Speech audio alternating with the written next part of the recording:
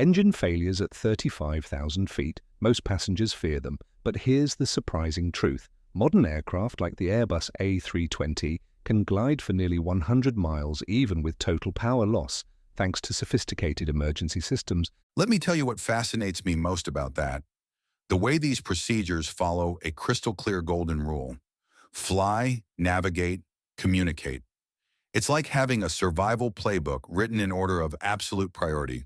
You know what's really interesting about these procedures? Even a failing engine is valuable. The manual specifically states that unless absolutely necessary, you want to keep an engine running even if it's performing poorly. At idle power, it's still providing crucial system support. That reminds me, the psychology behind engine failures is pretty intense. The manual describes an engine stall as sounding like a shotgun blast right next to the aircraft. Well, here's what makes that even more dramatic. You're cruising along at 30,000 feet when suddenly there's this massive bang, followed by violent vibrations and sometimes even visible flames from both ends of the engine. Yet pilots are trained to stay completely focused through all of that. So how do the automated systems help in these situations? Let me break that down.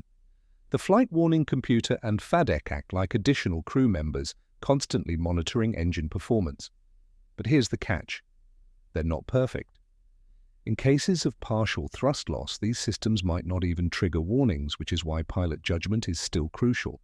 The procedures for total engine failure seem incredibly detailed. What happens in that worst-case scenario?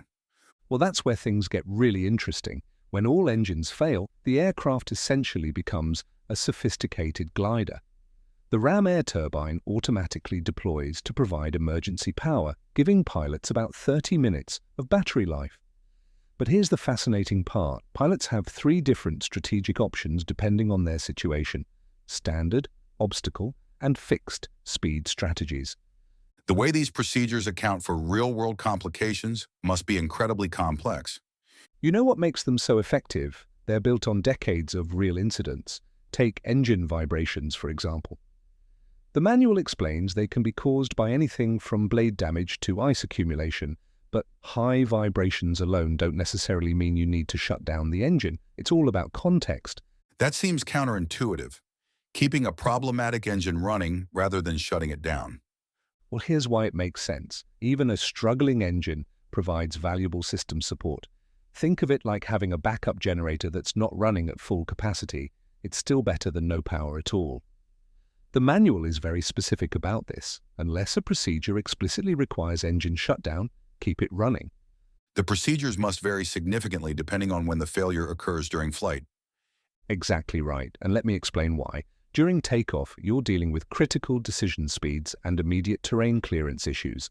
The manual provides exact pitch attitudes and speed targets. But in cruise, you've got more altitude, more time, and more options.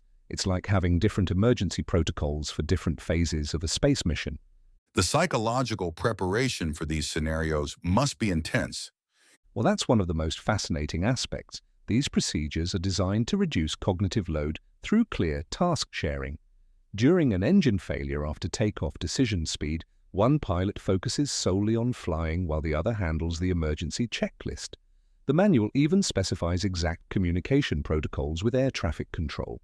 The technical details about system degradation seem incredibly precise.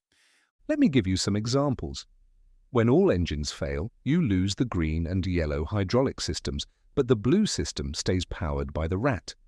The right aileron defaults to its zero-hinge moment position, requiring pilots to use rudder trim for roll compensation. Each APU start attempt reduces battery life by about 3.5 minutes.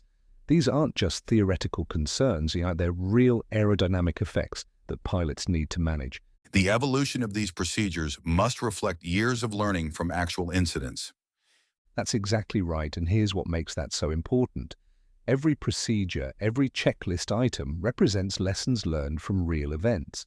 The manual includes recent updates about volcanic ash encounters, new considerations for engine vibrations, and refined procedures for engine stalls. It's constantly evolving with our understanding of aviation safety. Looking toward the future, how do you see these procedures continuing to evolve? Well, that's where things get really interesting. As we see more automation and artificial intelligence in aviation, these procedures will likely become even more sophisticated.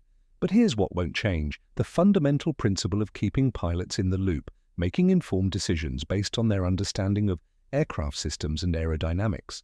It's a perfect blend of human expertise and technological advancement that makes modern aviation incredibly safe.